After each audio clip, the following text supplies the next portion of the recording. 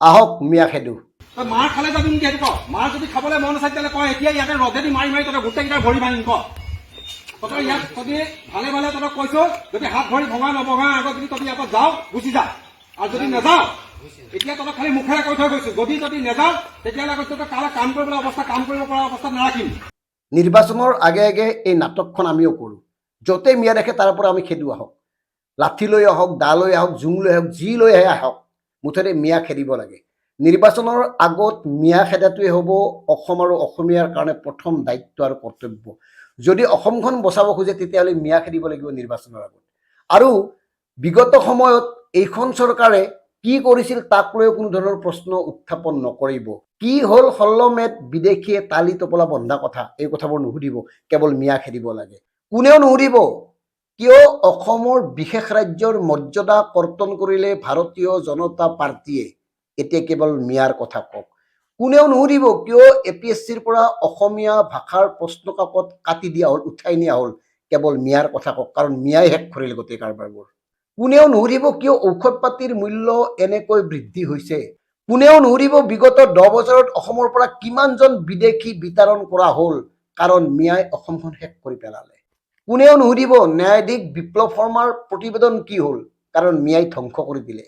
কোনেও নুসুধিব সাংবিধানিক ৰক্ষা কৱচ কি হ'ল NRC, কাৰণ মিয়াই অসম আৰু অসমীয়াক ধ্বংস কৰিব, মিয়া খেদিব লাগে, তাত বাহিৰে বেলেগ কথা একোৱেই নুসুধিব।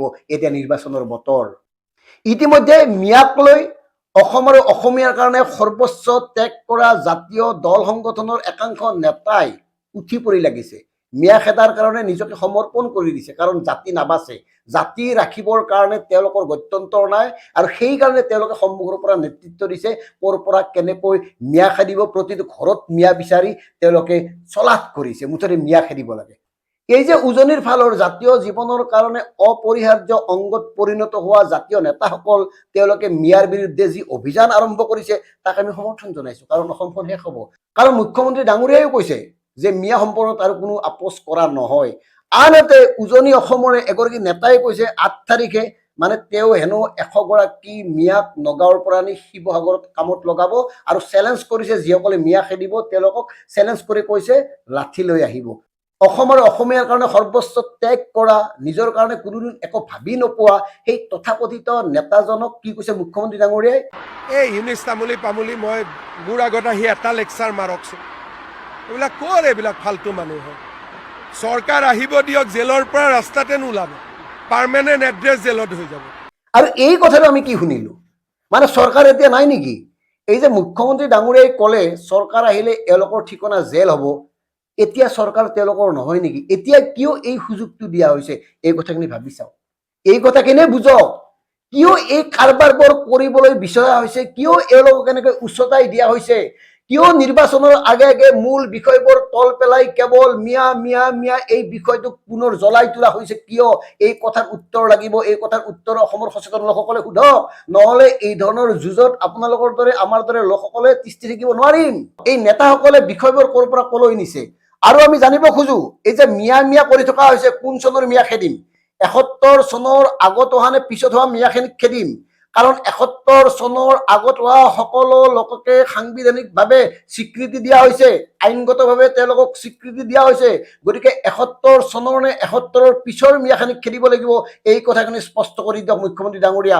কাৰণ মিয়া খেদিবলৈ আমিও প্ৰস্তুত, কিন্তু কোনখিনি খেদিম আৰু কোনখিনি খেদিম নজনাকৈ আপোনাৰ কথামতে যিসকলে হাতত লাঠি লৈ মিয়া বিচাৰি চলাথ কৰিছে তেওঁলোকক কৈছো, জুইকুৰা নজ্বলাব। আপোনালোকে বৈধ অবৈধৰ প্ৰশ্ন উত্থাপন কৰক। কাৰণ নিৰ্বাচনৰ পূৰ্বে যিবোৰ বিষয় আমি জানিবলগীয়া আছিল, যিবোৰ বিষয় চৰকাৰে জনাবলগীয়া কথা আছিল, যিবোৰ প্ৰতিশ্ৰুতি দিছিল 2016-21ত, সেই প্ৰতিশ্ৰুতিবোৰ কিমান শতাংশ পূৰণ হ'ল তাৰ হিচাপ বিচৰাৰ সলনি মিয়া বিচাৰি যি ধৰণে আপোনালোকে পৰিস্থিতি অস্থিৰ কৰিবলৈ ওলাইছে, তাৰ পৰা কাৰ লাভ হ'ব নিজে এবাৰ চিন্তা কৰক। আৰু অসম আৰু অসমীয়াৰ ইয়াৰ ফলত কি হ'ব সেই কথাটো ভাবক। এইকাৰণে কৈছো, মিয়া ক'ৰ পৰা ক'লৈ খেদিব প্ৰথম সেইটো নিশ্চিত হৈ লওক, আৰু নিশ্চিত হৈ লওক কোনখিনি মিয়াক খেদিব।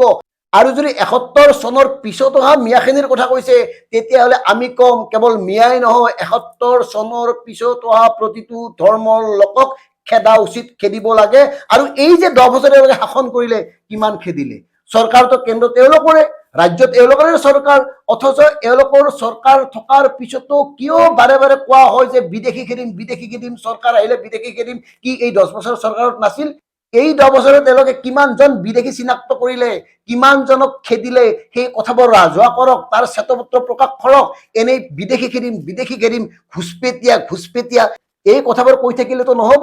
গতিকে প্ৰিয় দৰ্শক, কথাবোৰ ভাবক আৰু কি হবলৈ গৈ আছে তাৰ কাৰণে সাজু হওক। যদি আপোনালোকে সচেতন নহয়, অনাগত সময়ত ভয়ংকৰ পৰিৱেশ পৰিস্থিতিৰ সৃষ্টি হ'ব। গতিকে নিজে বচাই ৰাখক, কাৰণ এই পৰিস্থিতিত মন্ত্ৰী বা কোনো আমোলা কোনো ৰাজনৈতিক শীৰ্ষ নেতাৰ ল'ৰা ছোৱালীৰ একো নহয়, তেওঁলোকৰ একো নহয়, কথাটো মনত ৰাখিব। ধন্যবাদ। জয় আই অসম।